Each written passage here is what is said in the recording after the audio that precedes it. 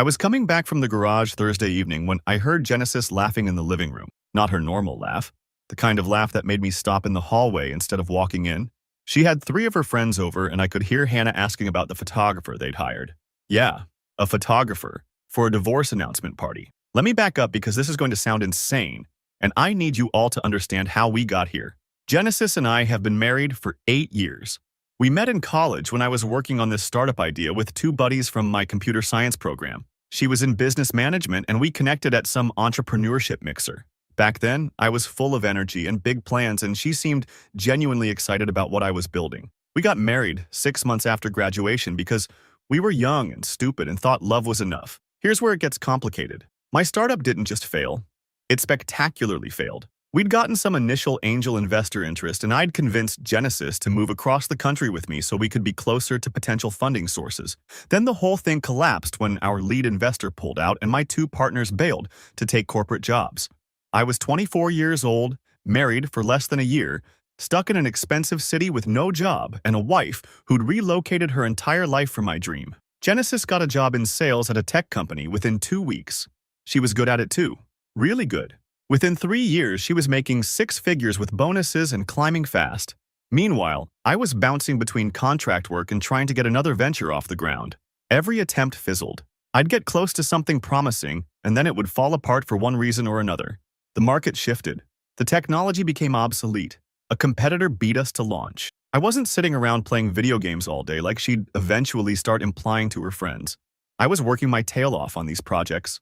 But working hard and making money are two different things, and Genesis was paying for literally everything. The rent on our apartment, groceries, her car payment and mine, insurance, everything. I contributed when I could from freelance gigs, but it was maybe 20% of our household expenses on a good year, and I could feel her resentment growing.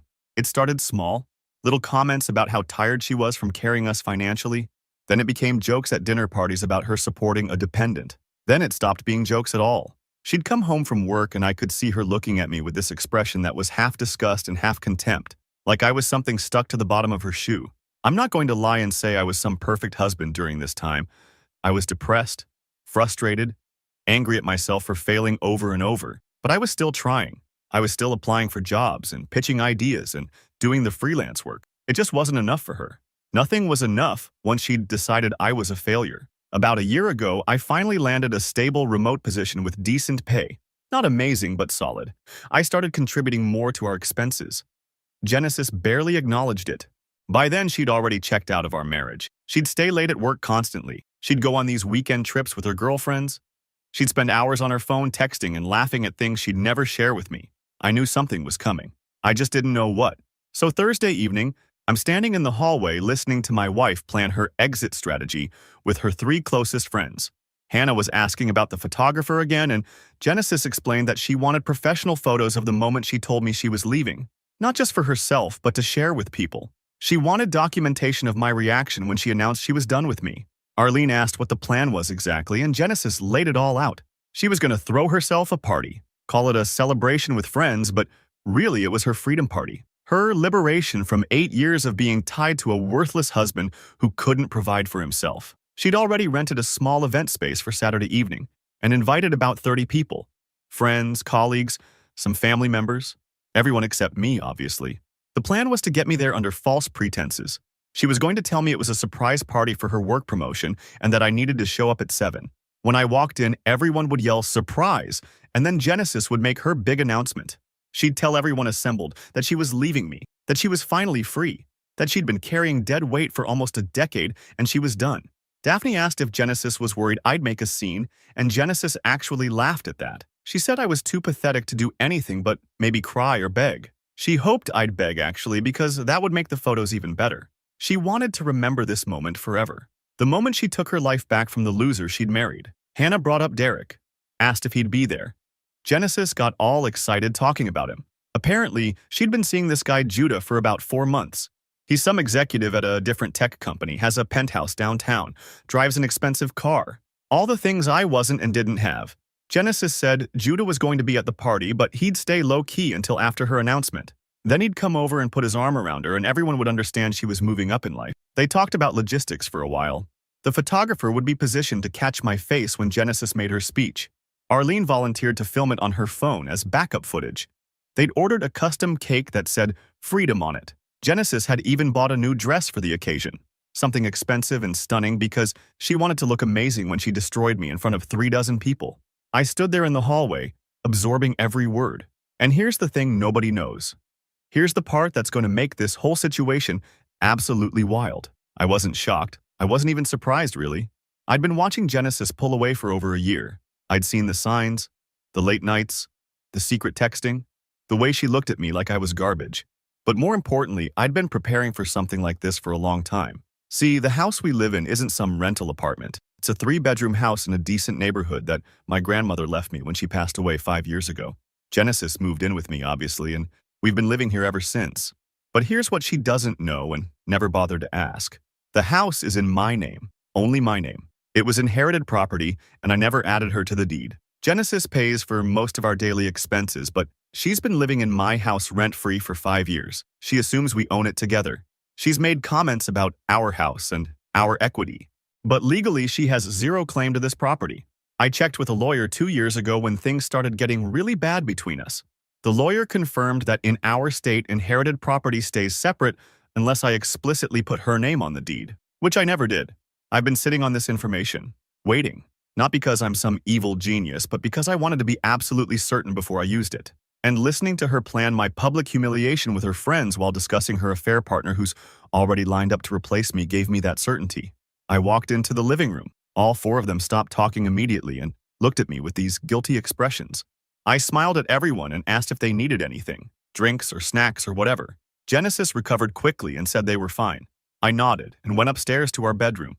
I pulled out my phone and started making calls. First, I called my lawyer, asked him to prepare eviction paperwork for Genesis to be served Sunday morning. He'd already drawn up the documents months ago when I'd first consulted him about my options. All he needed was my go-ahead to file them. I gave it. Then I called the property management company I'd contacted about possibly renting out the house if I ever needed to. Asked them about changing the locks on Sunday. They said they could have someone there by 9 a.m. Then I called my bank, removed Genesis as an authorized user on my accounts. She had her own separate bank accounts for her salary, but she'd been added to mine years ago for household expenses. I took her off, effective immediately. I did a few other things. Canceled the phone plan that had both our phones on it and opened a new individual plan. Transferred my number. Her phone would stop working by Saturday evening. Logged into our shared streaming accounts and removed her access. Petty maybe, but I wasn't leaving her anything that connected her to me. The next day, Genesis was practically bouncing around the house with excitement. She kept disappearing to make phone calls about the party. At one point, she asked me what I was doing Saturday evening, and I said nothing special. She got this pleased look on her face and said perfect because she had a surprise for me. Something for us to celebrate together. I needed to meet her at this address at 7 sharp. I said sure, absolutely. I'd be there. Saturday came and Genesis spent the entire day getting ready. Hair appointment, nail appointment. She came home with shopping bags from expensive stores. Her new dress, I assumed. She did her makeup for over an hour. Put on jewelry. The works. She looked incredible, honestly. Like she was getting ready for the event of her life. Which I guess she was. She left the house around 5 to go set up at the venue. Told me again to be there at 7, and don't be late. I watched her drive away in her car that I'd been making payments on for the last 3 years. Another thing she assumed was hers. Another thing that legally wasn't. I got dressed. Nothing fancy. Jeans and a button-down shirt. I wasn't trying to impress anyone. I drove to the address she'd given me and pulled into the parking lot of this small event space at exactly 7 p.m. I could see through the windows that it was packed with people. Genesis had really gone all out. I walked in and everyone yelled, "Surprise!" just like Genesis had planned. There were balloons and decorations and that freedom cake on a table in the corner. I saw the photographer positioned off to the side with his camera ready. I saw Arlene holding up her phone.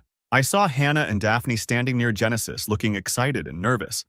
And I saw Genesis herself in the center of the room wearing her expensive new dress looking absolutely triumphant. She walked over to me, and I could see she was trying not to smile too big yet.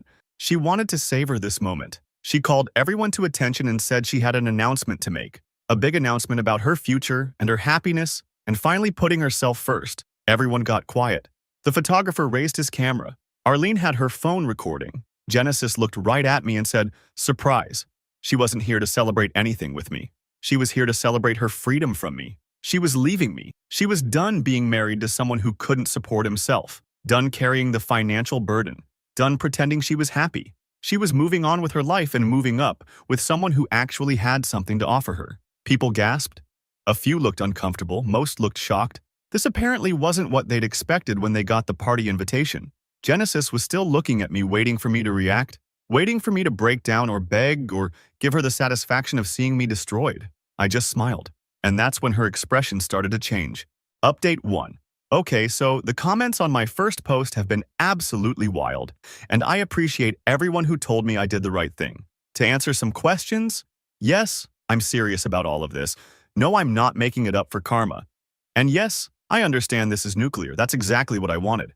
Let me tell you what happened after I smiled at Genesis in front of 30 people. She looked confused first, like she couldn't process why I wasn't falling apart on command. She'd built up this whole fantasy in her head about how I'd react, and my actual reaction was breaking her script. She recovered fast, though, and said something about how typical it was, that I couldn't even take this seriously, that I was probably in shock or denial or whatever. I told her I wasn't in shock at all. I'd heard her planning this whole thing on Thursday evening when she had her friends over. Every single detail. The photographer, the cake, the speech, her boyfriend Judah, who was apparently lurking somewhere in this crowd waiting for his cue to come claim his prize. The room got very quiet after that. Genesis's face went from confused to angry in about 2 seconds. She said I'd been eavesdropping on a private conversation, and that was a violation of her privacy. I pointed out it was hard not to overhear when she was cackling about it in our living room, but sure, let's talk about violations. Hannah stepped forward and said I needed to calm down, that Genesis had every right to leave a marriage that wasn't working, and I was being manipulative by trying to make her feel bad about it. I wasn't trying to make anyone feel anything, actually. I was just done pretending. Genesis rallied at that point. She told the whole room that yes, she was leaving me, and yes, she'd been seeing someone else because she deserved to be with a man who could actually provide for her. She'd spent 8 years supporting a husband who couldn't hold down a real job. She'd carried us financially while I chased one failed dream after another. She was done being married to someone who brought nothing to the table. And look, I'm not going to stand here and say she was completely wrong about everything. I had failed at multiple business ventures. I had been financially dependent on her for most of our marriage. Those are facts. But here's what she conveniently left out of her narrative. I told everyone in that room that Genesis had moved into my house 5 years ago when my grandmother passed away and left it to me. That she'd been living there rent-free ever since. That every dollar she'd spent on our daily expenses, she would have been spending anyway on rent somewhere else, except she got to live in a 3-bedroom house in a nice neighborhood without paying for it.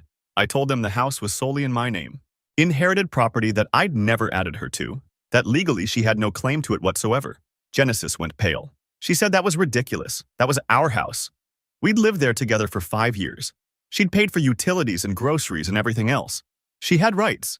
I explained that actually, she didn't. I'd consulted with a lawyer about this exact scenario, and in our state inherited property remains separate marital property unless explicitly transferred, which it hadn't been. She'd been living in my house as essentially a guest who happened to be my wife. The photographer had stopped taking pictures. Arlene had lowered her phone. The whole crowd was watching this play out, and it was definitely not the entertainment Genesis had promised them. Daphne tried to jump in and defend Genesis. Said it didn't matter whose name was on the deed because they'd built a life there together. Genesis had invested in that home. She'd made it a home. I agreed that sure, she'd bought groceries and paid the electric bill. She was welcome to take any furniture or belongings she'd personally purchased. But the house itself and everything I'd owned before the marriage stayed with me. Genesis was starting to panic now. I could see her brain working through the implications. She asked where she was supposed to go. I told her that wasn't really my problem, but she might want to check with Judah about his penthouse accommodation since she'd been planning to move up in life anyway. That's when Judah himself finally revealed himself. He'd been standing near the back, looking uncomfortable through this whole thing. He came forward and put his arm around Genesis like she'd planned, but the gesture looked defensive now instead of triumphant. He said I was being unreasonable and vindictive. That Genesis deserved better than this treatment. I asked Judah how long he'd been sleeping with my wife. He said that wasn't relevant. I said it was relevant to me since I'd apparently been paying for the phone she used to text him, and the car she drove to meet him, and the roof over her head, while she was planning her exit strategy with her affair partner. Genesis told me I was being cruel, that she'd stayed with me far longer than she should have because she'd felt sorry for me, that she'd tried to help me succeed but I'd just kept failing. That eventually, she'd had to accept I was never going to be the man she needed, and she deserved to find happiness somewhere else. I told her she absolutely deserved to find happiness, starting immediately. because the eviction notice would be served at the house tomorrow morning and she had 30 days to remove her belongings and vacate the property. She said I couldn't do that. I said actually I could, and I was. I'd already filed the paperwork with my lawyer. She'd be served official notice at 9 a.m. Sunday. Genesis started yelling at me then, called me vindictive and petty and cruel, said I was punishing her for being honest about wanting to leave, that this was exactly why she'd fallen out of love with me. I was small and mean, and couldn't handle that she'd outgrown me. I stayed calm through all of this. Honestly, it felt good to finally stop pretending everything was fine, to stop walking on eggshells around her resentment. I'd spent 2 years watching her slowly destroy whatever affection we'd had, and I was done caring about her feelings. Hannah said Genesis could stay with her while she figured things out, that she didn't need to stay with someone who clearly didn't appreciate her. I said that was great and Genesis should probably start making calls because she'd also lost access to the bank accounts I'd had her on, and her phone was going to stop working in about an hour when the service plan I'd canceled kicked in. Genesis pulled out her phone immediately, tried to open her banking app. It wouldn't load. She tried calling someone and the call wouldn't go through. She looked at me with this expression of complete disbelief and rage. She said I'd cut off her phone, her bank access. I was trying to trap her with no resources. I pointed out she had her own bank accounts with her own salary that I'd never had access to. She wasn't trapped. She just didn't have access to my accounts anymore. And the phone plan I'd been paying for was canceled because I wasn't paying for anything else for her. Judah said he'd take care of Genesis, that she didn't need anything from me. He had plenty of resources and she'd be better off with him anyway. I told him that was perfect, and he should definitely take her home to his penthouse tonight since she'd be getting evicted from my house in 30 days. Genesis was crying now. Not sad crying, angry crying. She said I'd planned this, that I'd known about the party and deliberately set up this whole situation to humiliate her in front of everyone. I said she'd literally hired a photographer to capture my humiliation, so yes, I'd turned her plan around on her. I'd had years to prepare for something like this and she'd finally given me the perfect moment to execute it. The party was completely dead at this point. People were standing around awkwardly. The freedom cake sat untouched on the table. Genesis's big moment of liberation had turned into her finding out she'd been living in her husband's house for 5 years with no legal claim to it while planning to publicly destroy him. Arlene suggested everyone should probably leave, give Genesis and me space to work this out privately. I said there was nothing to work out. Genesis wanted her freedom and she was getting it. She just wasn't getting my house or my money or my phone plan along with it. Genesis told me I was going to regret this, that she'd fight the eviction, that she'd get a lawyer and prove she had rights to the house because she'd been living there and maintaining it. I said she was welcome to try, but my lawyer had already confirmed my legal position was solid. Inherited property. Never added her to the deed. She'd been living there during our marriage, but that didn't give her ownership rights. Judah said they should leave, that Genesis didn't need to stay here and be attacked by me. I said I wasn't attacking anyone. I was just declining to continue supporting my wife's lifestyle while she planned her exit to another man's penthouse. They left. Genesis, Judah, Hannah, Arlene, and Daphne. Most of the party guests filtered out behind them, looking uncomfortable and confused. I stayed long enough to talk to the venue manager about the mess and who was responsible for cleanup. Turns out Genesis had paid for the rental, so that wasn't my problem. I drove home to my house, the house that was about to be just mine again. I'd lived there with Genesis for 5 years, and before that, I'd lived there with my grandmother for 2 years before she passed. It had always been my space, and Genesis had just been occupying it. Sunday morning, the process server showed up right on schedule at 9 a.m. I'd left the house early to grab breakfast and let him do his job. I didn't need to be there for that part. When I came back around 10, the paperwork had been delivered, and Genesis had apparently already called Hannah to come pick her up. My phone started ringing around 11. Not Genesis because her phone was shut off, but Hannah calling from her phone. She demanded to know what I thought I was doing. Kicking Genesis out of her home, cutting off her access to everything, treating her like a criminal when all she'd done was be honest about her feelings. I explained again that it wasn't Genesis's home. It was my home, that she'd been living there as my wife, and now she wasn't going to be my wife anymore, so she needed to find somewhere else to live. Hannah said I was being vindictive and cruel, and this was exactly why Genesis had wanted to leave me, because I was small and petty and couldn't handle her success. I asked Hannah if she'd known about the affair with Judah. She said Genesis's relationship with Judah wasn't an affair because the marriage had been emotionally over for years. Genesis had just been trying to find a way out that wouldn't destroy me, but I'd forced her hand by being so controlling and manipulative. I hung up on her. The thing is, I knew Genesis wasn't going to just accept this and move on quietly. She'd built this whole narrative in her head about how she was the victim of a failed husband, and now I'd disrupted that story. She was going to fight back. She was going to try to make me look like the villain. And honestly, I was ready for it. I'd spent 2 years watching her pull away and resent me, and I'd used that time to prepare for exactly this scenario. Everything I'd done was legal.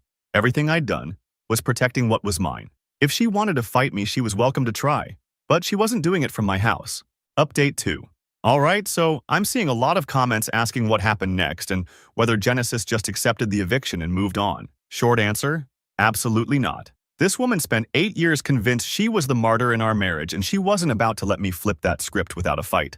Monday morning, I got a call from a number I didn't recognize.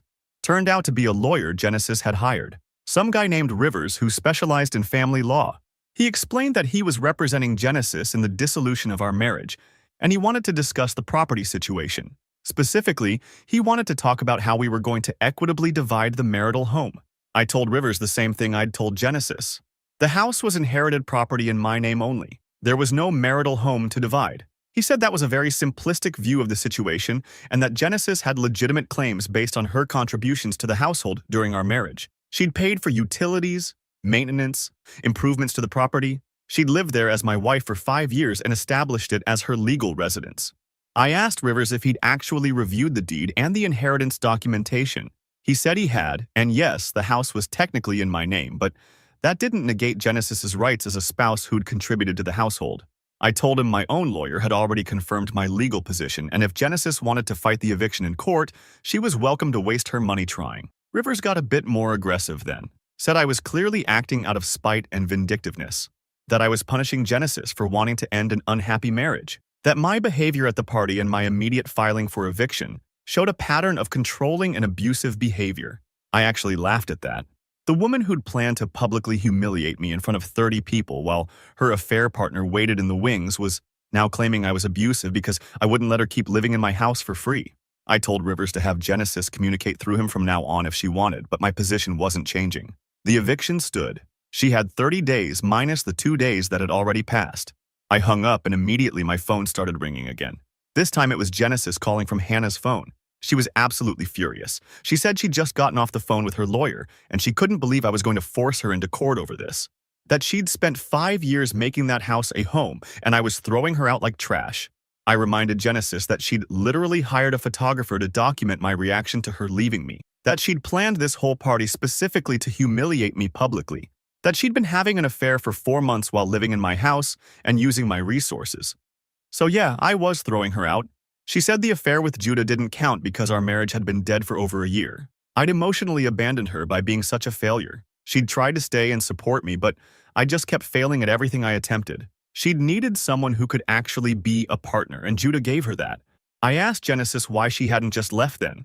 If the marriage had been dead for over a year, why had she stayed? She said she'd been trying to figure out the logistics, trying to find the right time, trying to be compassionate about it because she knew I'd be devastated. I pointed out that hiring a photographer to capture my devastation wasn't exactly compassionate. She said that was different. That had been her way of reclaiming her power after years of being dragged down by me. She'd needed that moment for herself. We went back and forth like this for almost an hour. Genesis kept trying to make me see her side. How hard it had been for her, how much she'd sacrificed, how she deserved better than what I'd given her. And honestly, some of it was valid. She had supported us financially for most of our marriage. She had paid for most of our expenses. But she'd also been living rent-free in a house that would have cost her at least $2,000 a month to rent elsewhere. I finally told Genesis that I understood she felt justified in leaving. That was fine. She could leave. But she wasn't taking my house with her. She wasn't taking anything that was mine. She could take her clothes and her personal belongings and anything she'd purchased herself, but everything else stayed. She said, what about the furniture? The couch and the dining table and the bedroom set? I said if she'd bought them with her money, she could take them. She said she'd bought most of the furniture because I'd been broke when we got married. I told her, fine, take the furniture. Take whatever she'd paid for. I didn't care about the furniture. She asked about the car. I'd been making payments on her car for 3 years. Was I going to take that too? I said the car was in both our names, but I'd been making the payments, so we'd need to sort that out through the lawyers. She could keep driving it for now, but she'd need to refinance it in her own name or buy me out of my share. Genesis started crying at that point, said I was systematically stripping away everything she had, that I was being cruel and vindictive, and this wasn't the man she'd married. I said the man she'd married had failed at 3 startups and spent most of his 20s financially dependent on his wife. Maybe she was right that I'd changed. She hung up on me. Tuesday, Genesis showed up at the house. I'd had the locks changed Monday afternoon like I'd planned, but she still came to the door and started pounding on it, demanding I let her in. She needed to get more of her things. She needed to start packing if I was really going to force her out. I opened the door but didn't let her in. Told her she could come get her belongings on Saturday when I'd be there to supervise. She said she didn't need supervision in her own home. I said it wasn't her home. And yes, she did need supervision because I didn't trust her not to damage something or take things that weren't hers. She said I was being ridiculous, that she wasn't going to vandalize the house. I said she'd also told her friends she couldn't wait to see my stupid face when she humiliated me, so forgive me if I didn't trust her judgment anymore. Genesis's mom called me Wednesday. I hadn't talked to Rivers or Genesis since Tuesday, and apparently they'd escalated to family involvement. Her mom said she'd always liked me, and she was sad to see the marriage ending, but she thought I was handling this very poorly. Genesis was her daughter, and she was hurting, and I was making everything worse by being so harsh. I explained to her mom what Genesis had actually done. The party, the photographer, the affair with Judah, the plan to publicly destroy me. Her mom went quiet for a minute, and then said that didn't sound like Genesis, that her daughter wouldn't do something that cruel. I told her to ask Genesis about it, or ask Hannah or Arlene or Daphne, who'd all been part of planning it. Her mom said even if that was true, it didn't justify kicking Genesis out of her home. I explained again that it wasn't Genesis's home, that it was inherited property in my name only. Her mom said that wasn't fair, that Genesis had lived there for 5 years and built a life there, that she'd contributed to that household even if her name wasn't on the deed. I said contributing to household expenses wasn't the same as having ownership rights, and if Genesis's lawyer wanted to argue otherwise in court, he was welcome to try. Her mom said I'd become cold, and she didn't recognize me anymore. I said good. Maybe I had changed. Maybe I'd gotten tired of being treated like a failure and a burden. Thursday, Genesis showed up at the house again. This time, she had Judah with her. He knocked on the door and told me they needed to talk. I said we didn't need to talk about anything. He said actually we did, because this situation was affecting Genesis's mental health, and he wanted me to reconsider the eviction. I asked Judah how long he'd been sleeping with my wife. He said that wasn't relevant. I said it was relevant to me, since he was now standing on my porch asking me to let my wife continue living in my house while she moved on with him. Judah said the affair had started after the marriage was already over emotionally, that Genesis had been miserable and lonely, and he'd just been someone who understood her, who appreciated her, who could actually provide for her the way she deserved. I said that was great, and he should definitely provide for her by letting her move into his penthouse. He said his living situation was complicated right now. I asked what that meant. He said he actually lived with a roommate and it wasn't really set up for Genesis to move in. I started laughing. Genesis had been telling her friends about Judah's penthouse and how she was moving from basement loser to penthouse princess, but apparently the penthouse came with a roommate and no room for her. Genesis stepped forward then and said this wasn't about Judah's place. This was about me being vindictive and cruel. She'd made a mistake with how she'd handled the breakup, but that didn't mean I got to destroy her life. I said I wasn't destroying her life. I was just not continuing to house her while she moved on with someone else. Judah said I was being unreasonable, that Genesis needed time to find a place and get her finances sorted, that 30 days wasn't enough time. I said 30 days was what the law required, and she'd already used 4 of them standing on my porch arguing instead of apartment hunting. Genesis said she couldn't afford first month's rent and security deposit on a decent place right now because most of her savings had gone toward the party and the photographer and her new clothes. I said that was unfortunate but not my problem. Maybe Judah could help her out since he was so invested in her well-being. Judah actually looked uncomfortable at that. Said he'd love to help, but he had some financial commitments right now that made things tight. Genesis looked at him when he said that. I could see her processing what was happening. Her affair partner with the supposedly successful executive lifestyle couldn't actually afford to help her. They left after that, but I knew this wasn't over. Genesis wasn't going to accept that she'd miscalculated everything, that her grand exit plan had blown up in her face, that the man she'd been ready to replace me with wasn't actually ready to step up and support her. Friday afternoon, I was at the grocery store when I ran into Daphne. She saw me and immediately came over, said she needed to talk to me about what I was doing to Genesis, that Genesis was staying on Hannah's couch and falling apart, that she'd lost her home and her husband and her stability all in 1 week. I told Daphne that Genesis hadn't lost anything she'd actually owned. She'd lost access to things that were mine. Daphne said that was a horrible way to look at a marriage, that when people built a life together, they shared everything. I said we'd shared plenty. Genesis had shared my house rent-free for 5 years. She'd shared my phone plan and my bank accounts and my car payments. And now she didn't get to share them anymore. Daphne said I was punishing Genesis for being honest about her feelings. I said I was protecting myself from someone who'd planned to publicly humiliate me. Daphne said the party had been a mistake, but Genesis had just been trying to reclaim her power.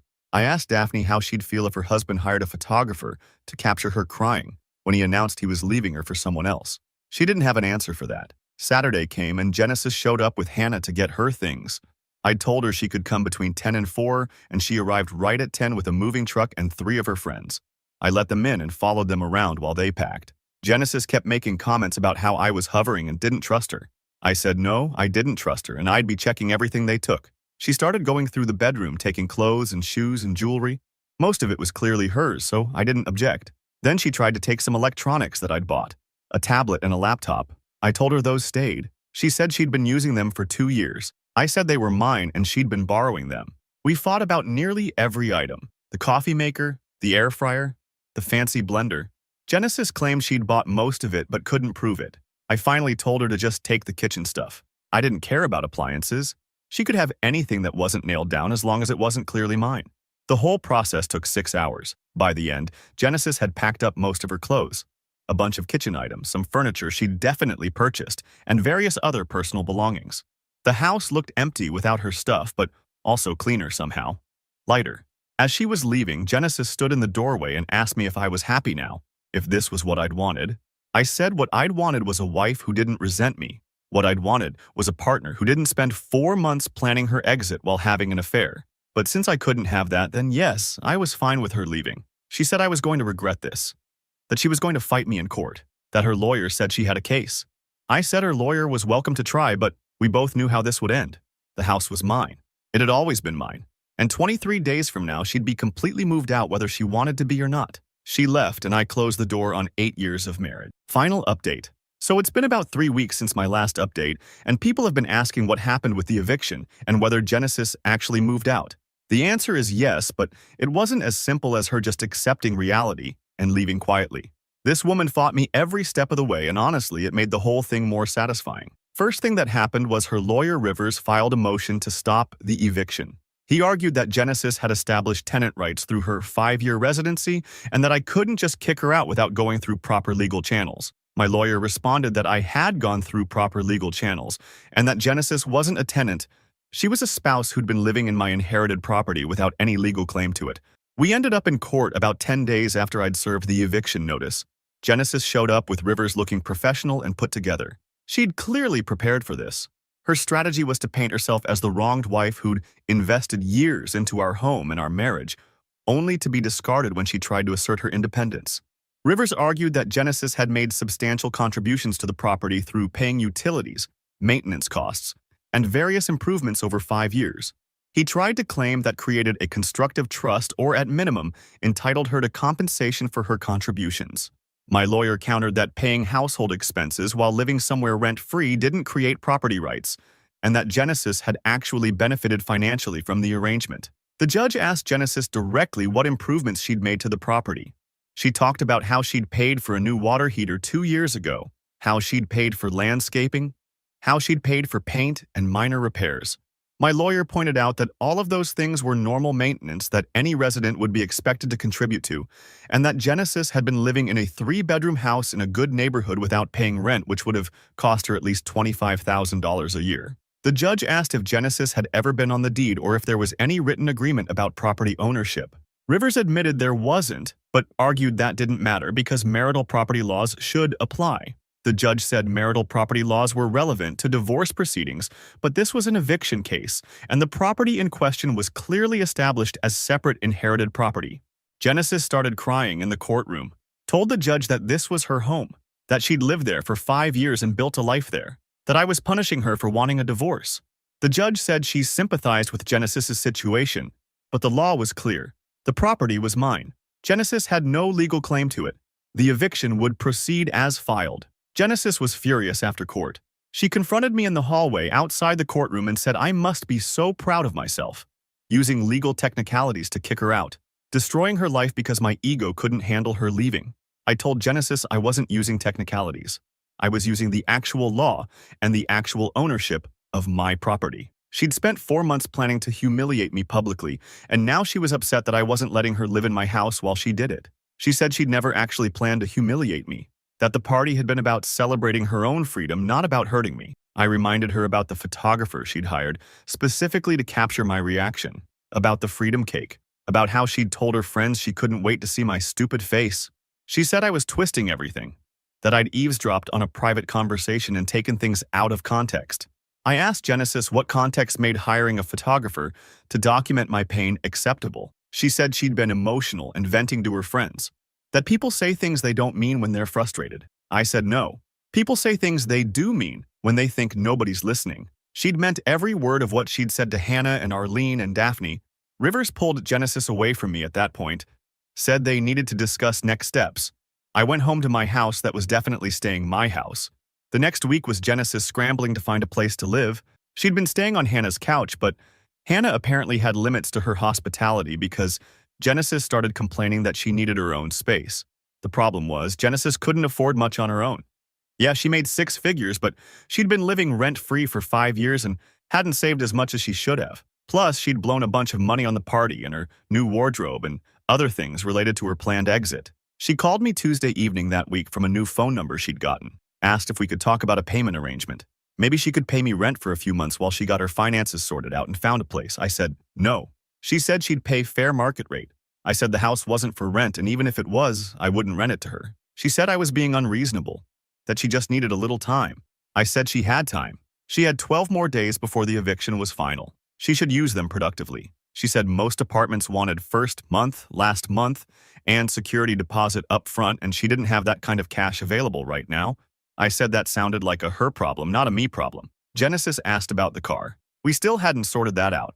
I said she could keep the car if she refinanced it in her name only and removed me from the title. She said she didn't have time to deal with that right now with everything else going on.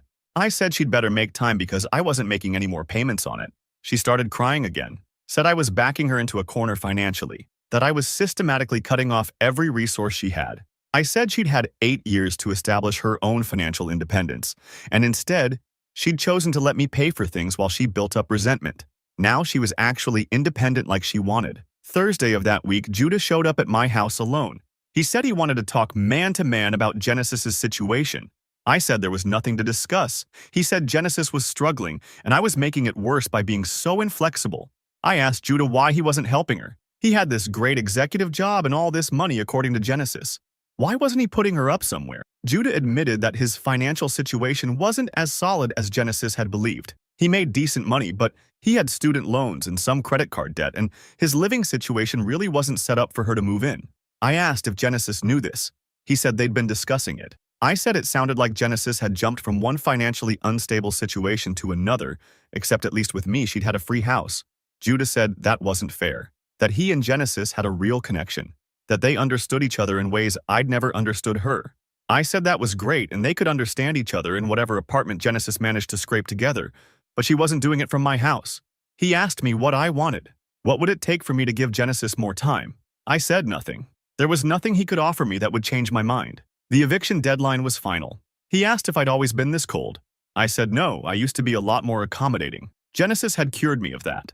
The weekend before the final eviction deadline, Genesis showed up with her mom again. Her mom tried one more time to appeal to whatever decency I had left. Said Genesis was her daughter and she was watching her fall apart over this. That maybe I'd been hurt by how Genesis had handled things, but this level of retaliation was excessive. I told her mom that I wasn't retaliating. I was just not continuing to provide housing for someone who didn't want to be married to me anymore. Her mom said it wasn't that simple, that Genesis had built a life in that house, that she had memories there. I said she could take her memories with her to wherever she ended up living. Her mom asked what I wanted Genesis to do, begged me to let her stay. I said I didn't want Genesis to do anything except be fully moved out by Wednesday at 5 p.m. like the eviction order specified. Her mom said I'd changed and not for the better. I said maybe, but at least I wasn't getting walked all over anymore. Genesis tried a different approach Monday. She showed up and asked if we could talk about our marriage instead of just the house, about what had gone wrong and whether there was any way to fix it. I said there wasn't. She said she'd made mistakes with how she'd handled wanting to leave, but maybe we could work through it, go to counseling, figure out what we both needed. I asked Genesis if she was seriously suggesting marriage counseling after she'd planned a public humiliation party and been having an affair for 4 months. She said the thing with Judah was over. They'd broken up over the weekend when she'd realized he couldn't actually help her and that she'd built him up in her head as something he wasn't. I said that was unfortunate but not my problem. She said she'd been wrong about a lot of things, about me, about what she wanted, about how she'd handled everything. She thought maybe if we could just talk through things we could find a path forward. I told Genesis the only path forward was her packing up whatever she had left and vacating my property in 48 hours. She asked if I'd really rather be alone than try to fix our marriage. I said yes, absolutely. I'd rather be alone than be married to someone who'd spent months planning to destroy me publicly. She said she'd never wanted to destroy me. She'd just wanted out of a marriage that was making her miserable. I said she'd gotten what she wanted then. She was out. Tuesday afternoon, Genesis's friends started weighing in again. Hannah sent me a long message about how I was being cruel and inflexible, how Genesis had made mistakes, but everyone makes mistakes and I was punishing her way beyond what was reasonable. I didn't respond. Arlene tried calling me. I didn't answer. She left a voicemail saying that Genesis was falling apart and if I had any humanity, I'd at least give her another month to get settled. That friendship should count for something and they'd all known me for years. I deleted the voicemail. Daphne showed up at my workplace Wednesday morning. Yeah, she actually tracked down where I worked and came to my office. Security called me and said someone was there to see me. I went down and found Daphne in the lobby looking determined. She said we needed to talk about Genesis. I said we really didn't. She said Genesis was about to be homeless and I was the only one who could stop it.